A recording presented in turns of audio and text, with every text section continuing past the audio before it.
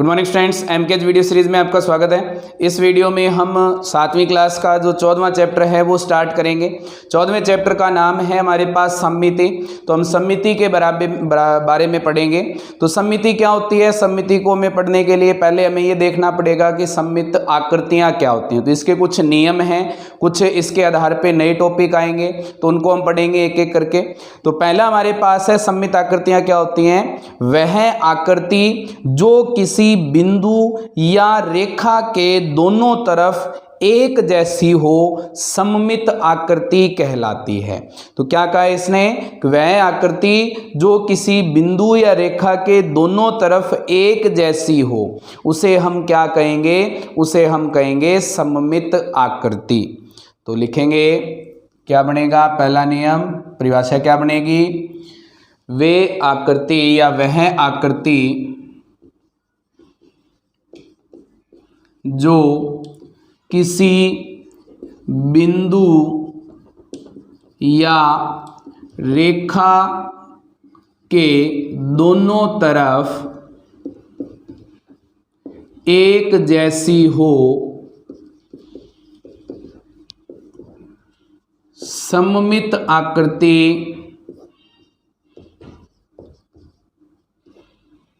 कहलाती है। जैसे हमारे पास एक वर्ग है, अब इस वर्ग में अगर हम देखें तो इसमें हम एक ऐसी रेखा खींच सकते हैं जिसके दोनों तरफ ये दो भाग हैं वो एक जैसे हैं। तो इसने यही कहा है कि वह आकृति जो किसी बिंदु या रेखा के दोनों तरफ एक जैसी हो वो क्या कहलाती है, सममित आकृति। तो ये क्या है, ये है सममित आकृति।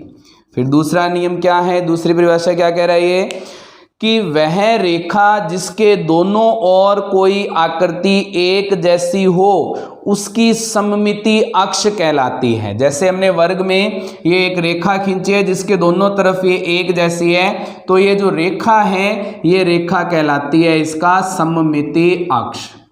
क्या कहलाएगी इसके लिए, सममिति अक्ष। तो जिस रेखा या बिंदु के दोनों तरफ आकृति एक जैसी होगी उसे हम क्या कहेंगे, सममिति अक्ष कहेंगे। उसके बाद में एक आकृति में रैखिक सममिति तब होती है जब कोई ऐसी रेखा प्राप्त की जा सके जिसके अनुदिश उस आकृति को मोड़ने पर उसके दोनों भाग परस्पर संपाती हो जाएं। संपाती का मतलब क्या है, एक दूसरे को पूरी तरह से ढक लें। तो ये क्या कह रहा है, एक आकृति रैखिक सममिति तब होती है, एक आकृति में रैखिक सममिति तब होती है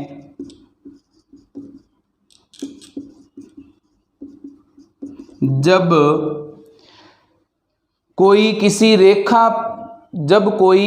रेखा प्राप्त की जा सके, जब कोई ऐसी रेखा प्राप्त की जा सके जिसके अनुदिश आकृति को मोड़ने पर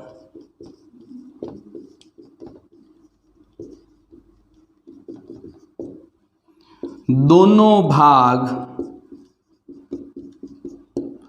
एक दूसरे पर संपाती हों।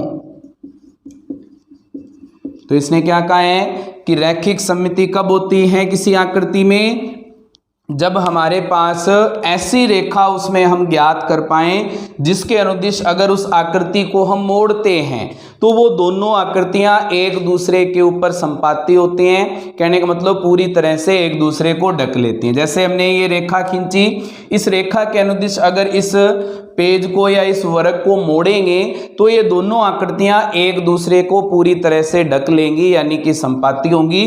तो इनमें कौन सी सममिति है, रैखिक सममिति है।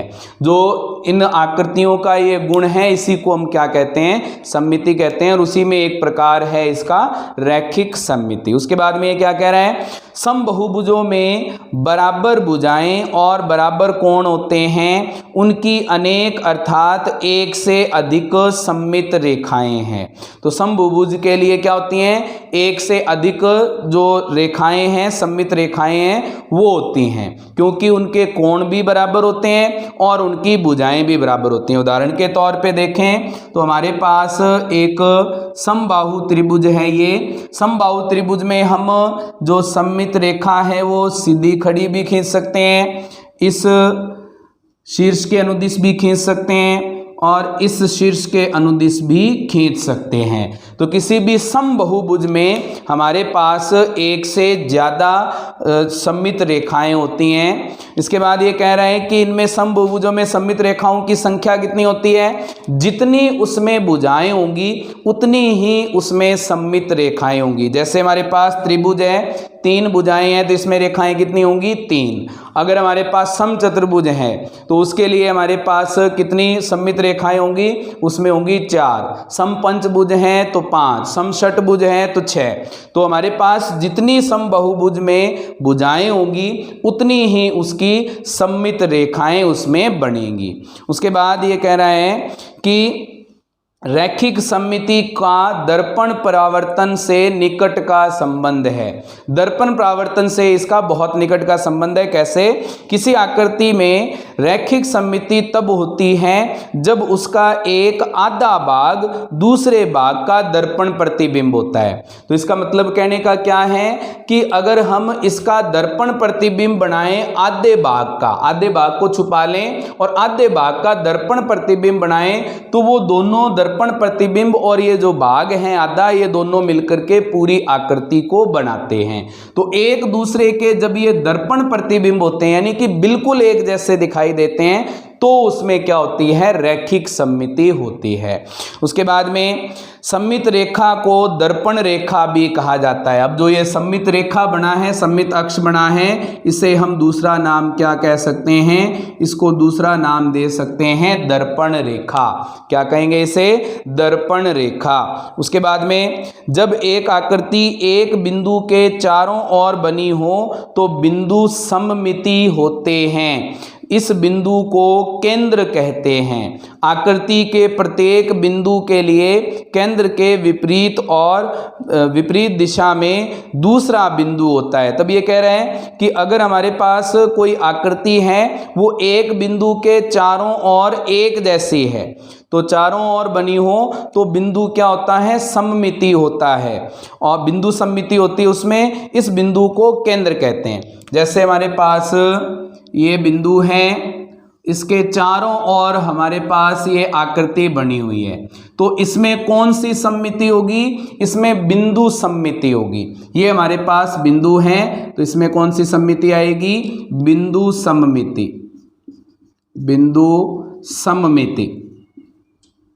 इसमें रैखिक सममिति बन सकती है, क्योंकि अगर हम इसको खींचेंगे, पूरा एक लाइन खींचेंगे इसके बीच में, यानी कि अगर इसका व्यास खींचते हैं तो ये क्या बनेगा, एक जैसा बनेगा दोनों तरफ। तो इसमें रैखिक सममिति भी होगी और बिंदु सममिति भी होगी।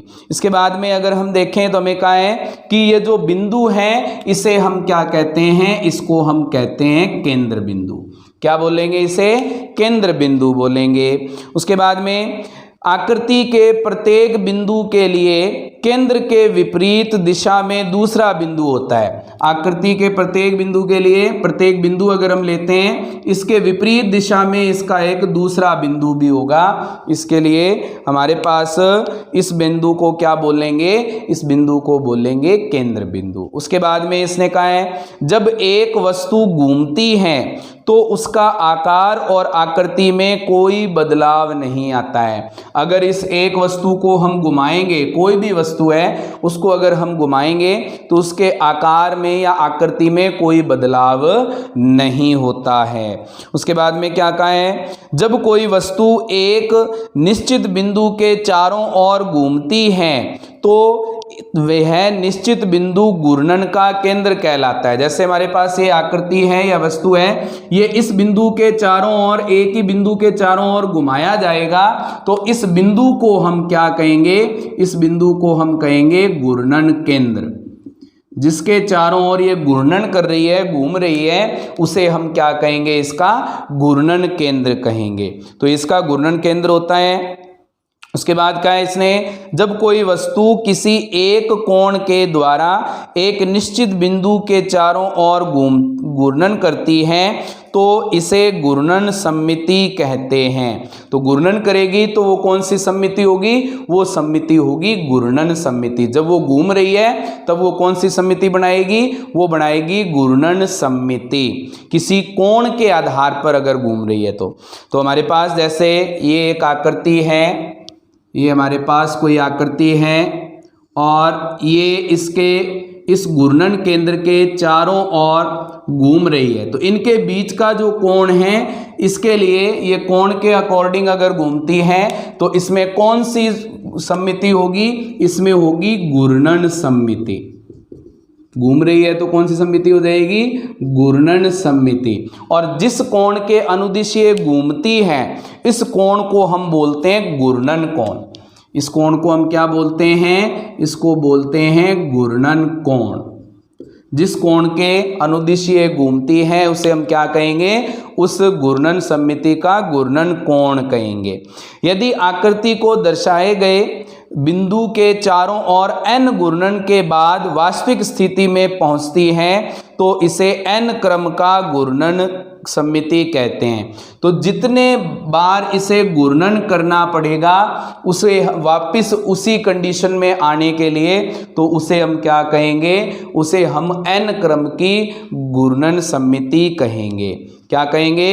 n क्रम की घूर्णन सममिति कहेंगे। उसके बाद में क्या कहा इसने?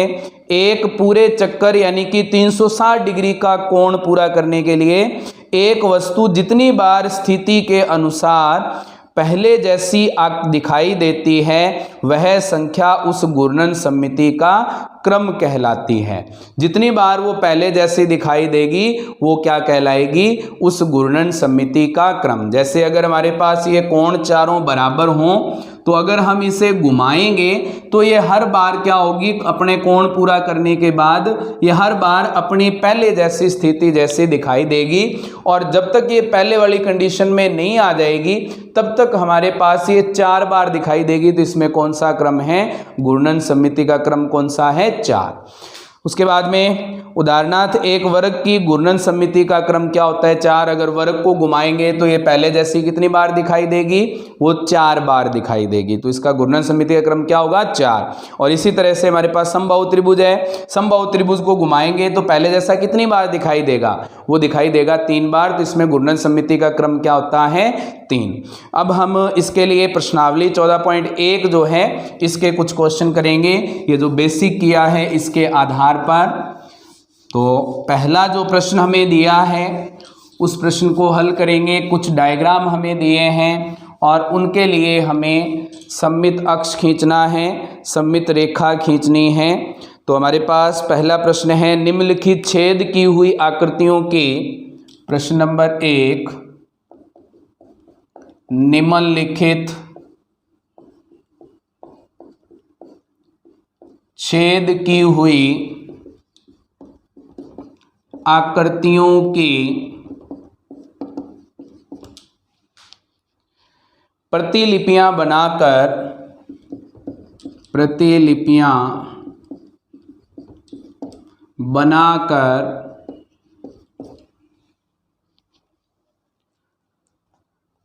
उनमें से प्रत्येक की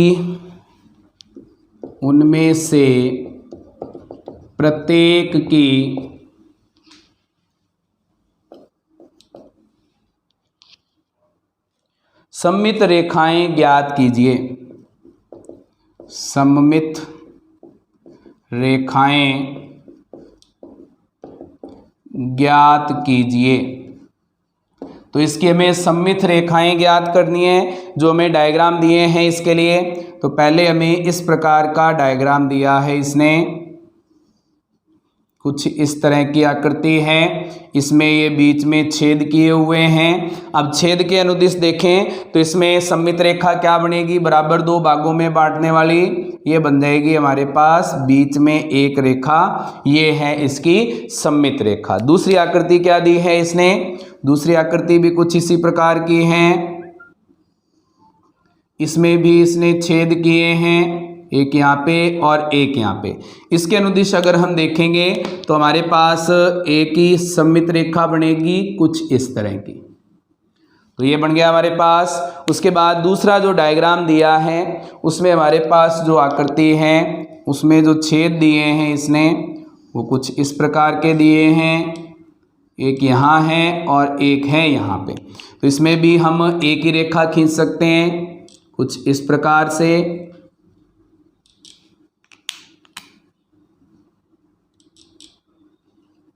तो ये हमारे पास सममित रेखा बन गई। उसके बाद में हमारे पास जो आकृति दी है इसने, वो आकृति दी है उसमें चार छेद किए हैं इसने, इसी प्रकार की आकृति है।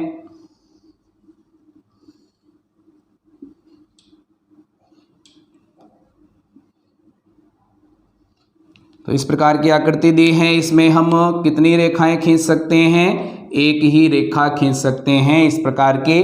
उसके बाद में पांचवी जो आकृति दी है इसने, उसमें इसने चारों कोणों में ये रेखा अपने छेद किए हैं। तो इस प्रकार की आकृति है।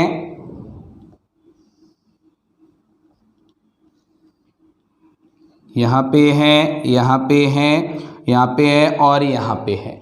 तो ये डायग्राम हमें दिया है। इसमें हम कितनी सममित रेखाएं खींच सकते हैं, इसमें हम एक तो इन विकर्णों के आधार पर खींच सकते हैं क्योंकि इसके दोनों तरफ छेद हैं। इधर इस विकर्ण के आधार पर भी हम खींच सकते हैं क्योंकि इसके लिए भी दोनों तरफ छेद हैं। इधर हम सीधी रेखा भी खींच सकते हैं क्योंकि हमारे पास ये जो दोनों तरफ बिंदु, इधर भी दो आ गए, इधर भी दो आ गए, और ये क्षैतिज रेखा भी खींच सकते हैं क्योंकि इसके भी दोनों तरफ दो बिंदु इधर आ गए, दो बिंदु इधर आ गए। तो इसमें कितनी रेखाएं होगी, सममित रेखाएं, इसमें चार सममित रेखाएं हो गई हैं। उसके बाद में जो हमें डायग्राम दिया है वो है हमारे पास कुछ इस तरह का डायग्राम, इसी तरह का वर्ग है और इसमें भी कुछ छेद किए हुए हैं इसने। कैसे छेद किए हैं इसने, एक यहाँ पे हैं, एक यहाँ पे हैं और एक यहाँ बीच में है, इनको मिलाया है इसने। अब हमें इसके लिए सममित रेखा खींचनी है तो इसमें सिर्फ हम एक ही सममित रेखा खींच सकते हैं, ये खड़ी रेखा। ठीक है भी, आपने इसे स्केल से खींचना है ताकि ये सीधी रेखा जाए, बिल्कुल बिल्कुल बीच से हमें इसकी रेखा खींचनी है। उसके बाद में हमारे पास जो अगला डायग्राम दिया है वो है एक त्रिभुज, और त्रिभुज में हमें दो छेद दिए हुए हैं इसने, एक यहाँ पे है और एक यहाँ पे। इसमें भी हम कितनी रेखा खींच सकते हैं, सिर्फ एक ही रेखा खींच सकते हैं। ये इसकी सममित रेखा बन गई। उसके बाद फिर से इसने त्रिभुज दिया है इस प्रकार का, इसने फिर से दो ही छेद दिए हैं इसने इस प्रकार के। इसके लिए सममित रेखा बनानी है तो इसमें भी एक ही सममित रेखा खींची जा सकती है। ये हमारे पास सममित रेखा बन गई। उसके बाद में हमारे पास फिर से त्रिभुज दिया है इसने और इसमें पूछा है कितनी सममित रेखा खींच सकते हैं। इसमें छेद दिए हैं दो एक साथ, इसने यहाँ पर है और एक यहाँ पे है। तो इसके लिए भी हम एक ही सममित रेखा खींच सकते हैं। ये इसकी सममित रेखा बन गई। उसके बाद में है हमारे पास वृत्त और उसमें दो छेद किए हैं इसने। तो वृत्त हम यहाँ पे बना लेते हैं और इसमें दो छेद किए हैं किस प्रकार से, एक इधर छेद है और एक इधर है। इसमें भी हम कितनी रेखाएं खींच सकते हैं, इसमें हम खींच सकते हैं दो रेखाएं। एक आ जाएगी हमारी ऊर्ध्वाधर रेखा और एक आ जाएगी क्षैतिज रेखा, कुछ इस तरह की। उसके बाद में हमारे पास है फिर से वृत्त। और इसके लिए जो बिंदु दिए हैं इसने, जो छेद दिए हैं वो हैं 4। तो इनके लिए हम कितनी रेखाएं खींच सकते हैं? इनके लिए हम खींच सकते हैं 4 रेखाएं। एक तो हो जाएगी हमारे पास क्षैतिज रेखा, एक आ जाएगी ये ऊर्ध्वाधर रेखा, एक ये तिरछी रेखा हो जाएगी, एक इधर से तिरछी रेखा हो जाएगी। तो किसमें कितनी सममित रेखाएं? इसमें 4 सममित रेखाएं। उसके बाद में हमारे पास है 3 बिंदु के लिए। तो हमारे पास इस तरह का डायग्राम दिया है वृत्त का, और इसमें दिए हैं 3 बिंदु। किस प्रकार के हैं? कुछ इस प्रकार के बिंदु दिए हैं। अब इसमें हम केवल एक ही खींच सकते हैं, ज़्यादा नहीं खींच सकते, क्योंकि 3 बिंदु हैं हमारे पास।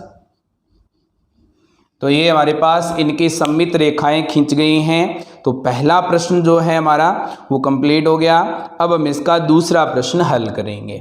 दूसरे प्रश्न में हमें सममित रेखाएं दी हैं और हमें ये बताना है कि इसके दूसरी तरफ जो आकृति रही हुई है उसकी हमें पूर्ति करनी है।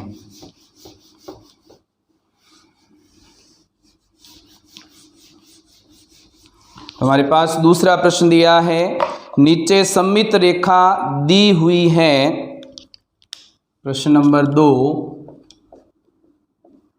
नीचे सममित रेखा दी हुई है, अन्य छेद ज्ञात कीजिए। अन्य छेद ज्ञात कीजिए। तो बाकी हमें इसके छेद ज्ञात करने हैं। तो छेद ज्ञात करने के लिए हमें पहली जो आकृति दी है वो इस प्रकार की है। ए पार्ट एक वर्ग है हमारे पास, और इसके लिए हमें ये सममित रेखा दी है। अब इसने कहा है कि यहाँ पे एक छेद है, दूसरा छेद कहाँ होगा? दूसरा छेद इसके पास ही हो जाएगा। ये इसका आंसर है। फिर बी पार्ट में इसने पूछा है, क्या पूछा है बी पार्ट में? हमारे पास फिर से एक वर्ग दिया हुआ है, और इसमें हमारे पास जो सममित रेखा दी है वो इस प्रकार की, और इस तरफ हमें छेद दिया है तो इसके दूसरी तरफ हम छेद बना देंगे। ये इसका आंसर है। फिर हमारे पास सी पार्ट है इसका। सी पार्ट में हमारे पास त्रिभुज दिया है इसने, और ये इसकी सममित रेखा दी है इसने, और एक तरफ इसने छेद दे दिया है इस तरफ, दूसरी तरफ भी हम छेद बना देंगे इसी तरह का। ये हमारा इसका आंसर है। डी पार्ट इसने दिया है इसके लिए एक वृत्त। तो ये हमारे पास डी पार्ट है इसका, वृत्त है।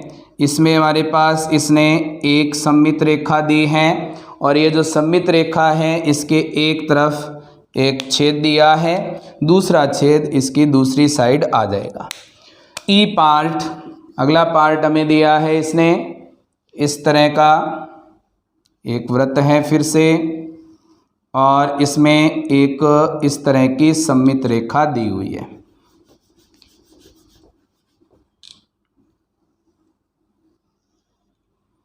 तो इस तरह की हमारे पास एक सममित रेखा है। यहाँ पे एक छेद है और यहाँ पे एक छेद है। हमें इसे कंप्लीट करना है, तो एक छेद इस तरफ आ जाएगा और एक छेद इस तरफ आ जाएगा।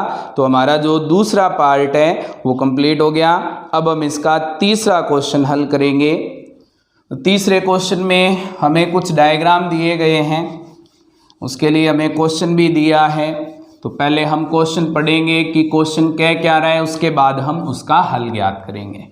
तो पहले इसने क्या कहा है तीसरे क्वेश्चन में? तीसरा क्वेश्चन आपकी स्क्रीन पे आ रहा है। क्या दिया है इसने? निम्नलिखित आकृतियों में दर्पण रेखा अर्थात सममित रेखा बिंदुकित रूप से रेखा के रूप में दी गई है। बिंदुकित या दर्पण रेखा में प्रत्येक आकृति का प्रावर्तन करके प्रत्येक आकृति को पूरा कीजिए। तो मैं प्रत्येक आकृति को पूरा करना है। आप बिंदुकित रेखा के अनुदिश एक दर्पण रख सकते हैं और फिर प्रतिबिंब के लिए दर्पण में देख सकते हैं। क्या आपको पूरी आकृति पूरी की गई आकृति का नाम याद है, तो हमें इन आकृतियों को पूरा करने के बाद इनका नाम भी बताना है। तो आकृति पहली क्या दी है हमें, पहला पार्ट है, इसके अंदर हमारे पास ये है, हमारे पास कुछ इस तरह की आकृति। तो यहाँ से हमें दिया है इसने कुछ इस तरह की आकृति, इसे पूरा करना है। तो जैसी आकृति हमारे पास इस तरफ दी है दर्पण के, वैसी ही दूसरी साइड बनानी है। तो कुछ इस तरह की आकृति बन जाएगी। अब ये क्या बन रहा है, ये बन रहा है वर्ग। तो पहले का आंसर क्या है, वर्ग। दूसरी आकृति हमारे पास कुछ इस तरह की दी है इसने बी पार्ट में।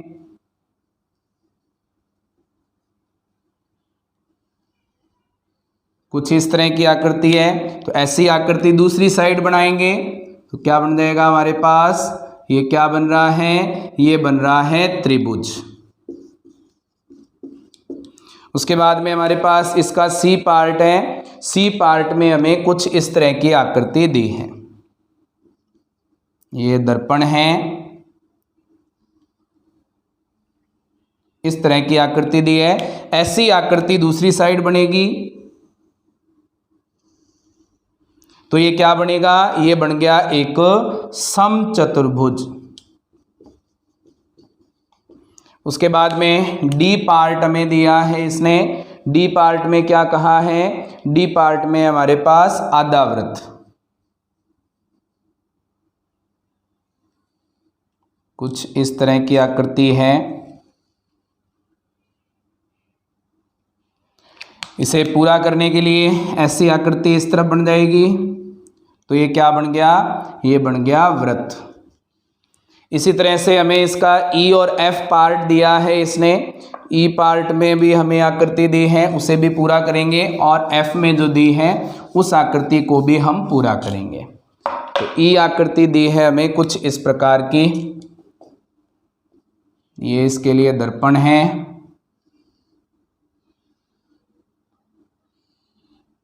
कुछ इस प्रकार की आकृति है, थोड़ा सा टेढ़ा है ये, इस तरह से।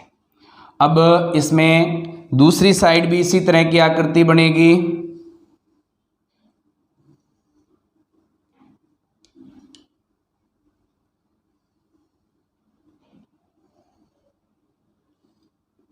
ये क्या बन गया, ये बन गया एक पंचभुज। क्या है ये, पंचभुज। फिर हमारे पास है एफ। एफ में क्या दिया है इसने हमें, एफ में हमें इस प्रकार की आकृति दी है, और इसमें हमारे पास है कुछ इस तरह की आकृति। इधर लाइन, फिर टेढ़ी लाइन, फिर सीधी लाइन, फिर इस तरह की, फिर इस तरह से लाइन। तो इसी तरह की आकृति हम इस तरफ बना देंगे।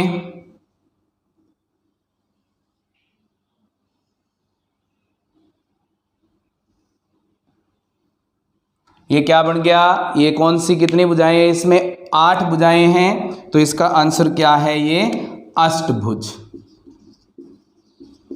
तो हमारा जो तीसरा प्रश्न है वो भी कंप्लीट हो गया। अब हम इसका चौथा प्रश्न हल करेंगे। चौथे प्रश्न में भी हमें कुछ डायग्राम दिए हैं और उनके लिए सममित रेखाएं खींची गई हैं। उसी के जैसी ही हमें कुछ आकृतियां और दी गई हैं, उसमें हमें सममित रेखाएं खींच करके बतानी हैं। तो प्रश्न नंबर 4 आपके स्क्रीन पे आ रहा है, पहले हम इसे ध्यान से पढ़ेंगे। क्या दिया है इसने, निम्नलिखित आकृतियों की एक से अधिक सममित रेखाएं हैं। ऐसी आकृतियों के लिए यह कहा जाता है कि इनकी अनेक सममित रेखाएं हैं। तो अनेक सममित रेखाएं, जैसे इसने आयत दिया है, एक वर्ग दिया है और एक और आकृति दी है। इनमें अगर देखें तो सममित रेखाएं क्या हैं, पहले में हैं 2, दूसरे में हमारे पास हैं 4 और तीसरे में हमारे पास जो सममित रेखाएं हैं वो हैं 3। निम्नलिखित आकृतियों में से प्रत्येक में हमारे पास विविध सममित रेखाओं की पहचान कीजिए। तो हमें जो आकृतियां दी हैं उनके लिए हमें सममित रेखाएं बनानी हैं। तो पहली जो आकृति है हमारे पास ए पार्ट में जो हमें आकृति दी है वो कुछ इस प्रकार की है। पहले हमें त्रिभुज दिया है बीच में, और त्रिभुज के दोनों तरफ हमें इस तरह के वृत्त दिए हैं।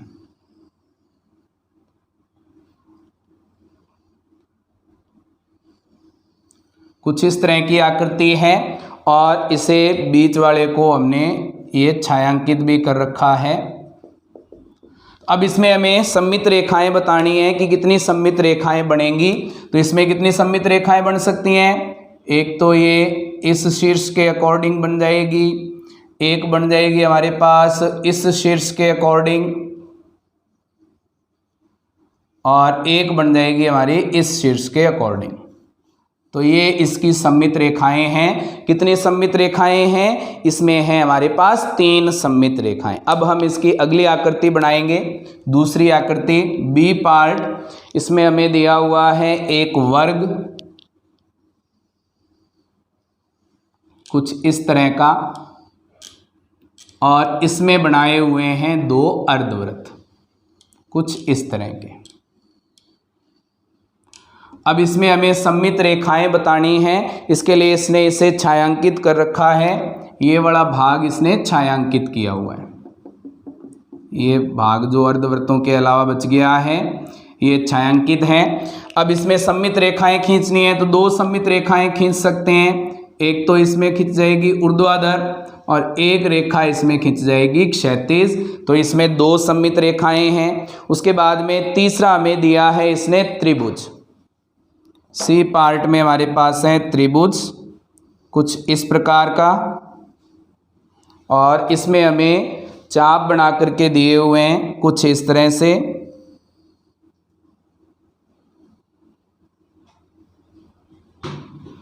और इसे फिल किया हुआ है, इसने भरा हुआ है।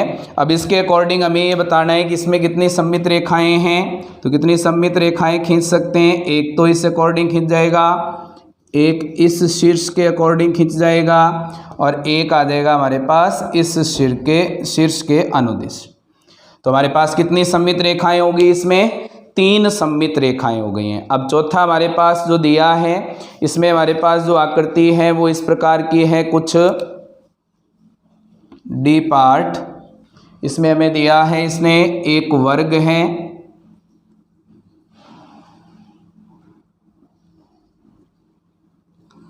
और इसके बीच में एक डमरू सा बनाया हुआ है कुछ इस तरह का।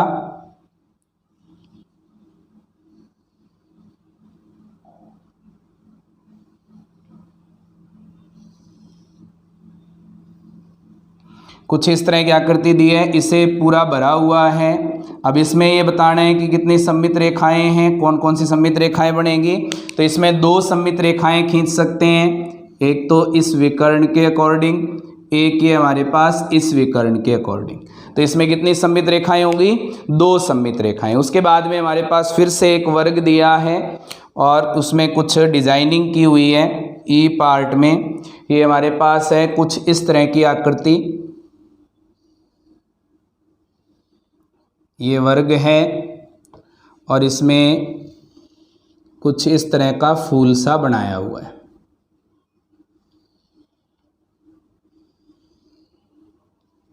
ये आकृति दी है, इसे छायांकित किया हुआ है पूरी तरह से। ये भाग छायांकित है, इधर वाला भाग भी छायांकित है।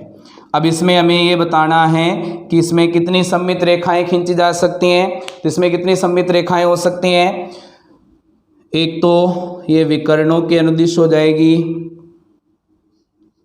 बराबर 2 भागों में बंट रही है, क्योंकि एक इसके बिल्कुल बीच में खींची जा सकती है ऊर्ध्वाधर रेखा और एक इसकी क्षैतिज रेखा।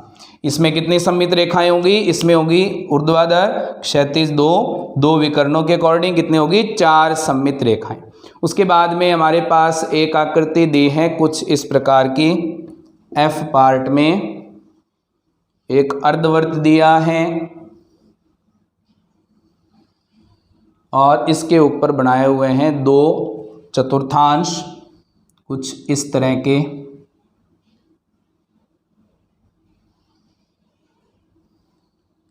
और इन दोनों को भरा हुआ है पूरा इस तरह से।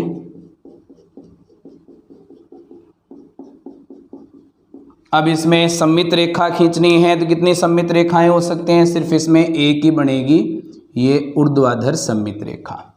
ये हमारे एफ तक के हो गए। अब इसका हम जी पार्ट करेंगे। जी पार्ट में जो हमें आकृति दी है पहले हम उसे बनाएंगे और उसके साथ ही हम इसका एच पार्ट भी हल करेंगे। तो जी पार्ट में हमें दिया है एक वर्ग, कुछ इस तरह का वर्ग है और इसके चारों कॉर्नर पर वृत्त के कुछ हिस्से बनाए हुए हैं, कुछ इस तरह के।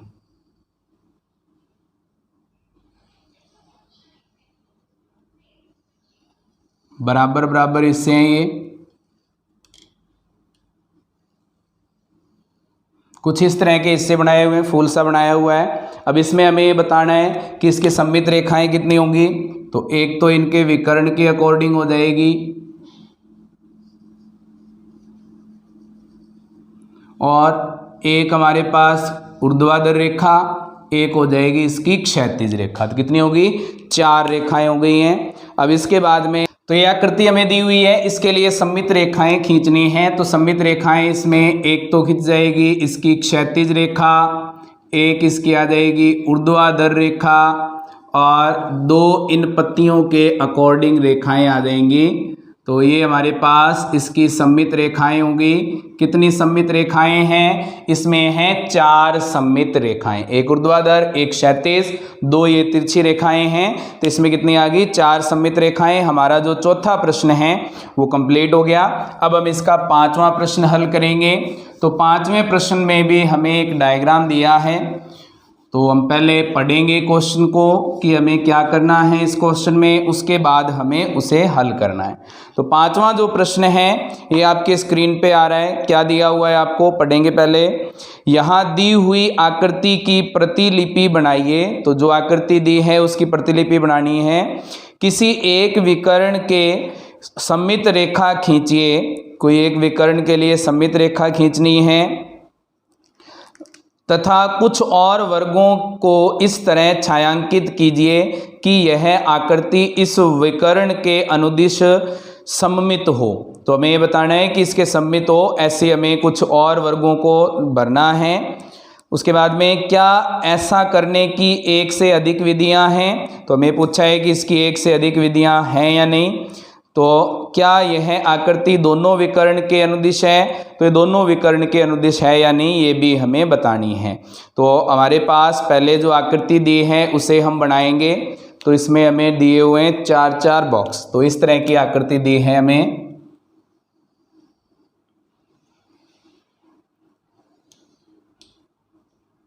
कुछ इस तरह की आकृति है। इसमें 4-4 डिब्बे बनाए हुए हैं इन्होंने, ये 4 डिब्बे बन गए हैं।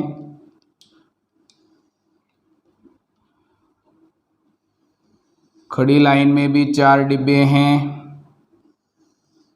ये 4-4 डिब्बे इस तरह से दिए हुए हैं और इनको भरा हुआ है इसने।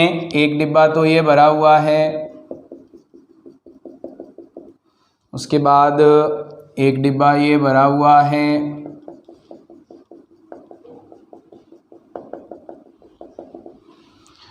उसके बाद ये डिब्बा भरा हुआ है एक,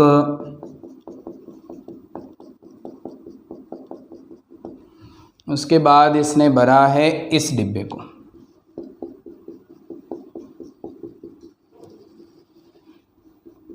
ये डिब्बे हमारे पास भरे हुए हैं।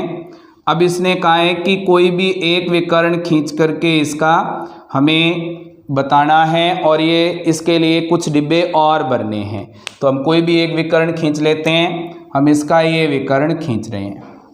तो ये विकर्ण जब हमने खींचा तो ये बराबर 2 भागों में तो बट गया, लेकिन इसमें हमें और डिब्बे बताने हैं कि हम कौन कौन से डिब्बे भर सकते हैं। तो इसके लिए ये डिब्बा भरा जा सकता है,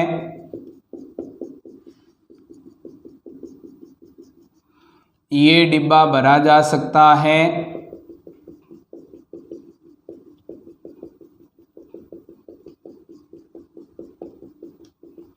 और हमारे पास भरा जा सकता है इधर वाला ये डिब्बा,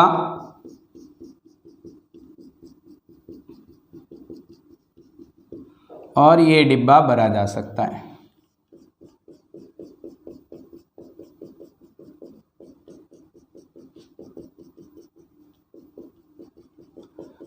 तो इसने जो पूछा था उसके लिए हमने एक विकर्ण की सममित रेखा खींच दी और उसके अकॉर्डिंग हमने और डिब्बे इसके भर दिए हैं। अब इसने क्या पूछा था, अब इसने ये पूछा था कि ये दूसरे विकर्ण पर भी लागू होता है या नहीं, और इसके लिए कोई और विधियां हैं या नहीं हैं। तो हमारे पास एक विकर्ण खींचने पर हमने इसे छायांकित किया।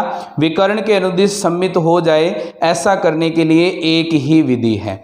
विकर्ण हमारे पास इसी तरह के खींच सकते हैं, इसके लिए सिर्फ हमारे पास एक ही विधि है, इसके अलावा कोई और विधि हम नहीं लगा सकते हैं। हाँ, दूसरा इसने जो पूछा है कि क्या यह आकृति दोनों विकर्णों के अनुदिश है, तो ये जो आकृति बनी है वो दोनों विकर्णों के अनुदिश है, क्योंकि अगर हम इसका दूसरा विकर्ण भी खींचते हैं तो ये दूसरे विकर्ण के लिए भी क्या बनेगी, ये दूसरा विकर्ण भी क्या बनेगा, इस आकृति की सममित रेखा बनेगी, क्योंकि इसके लिए भी दोनों तरफ एक जैसी आकृतियां बन रही हैं। तो हमारा जो 5वां प्रश्न है वो कंप्लीट हो गया है। इस वीडियो में हम इतना ही करेंगे, नेक्स्ट क्वेश्चन हम नेक्स्ट वीडियो में करेंगे। उम्मीद है कि आपको वीडियो पसंद आई होगी।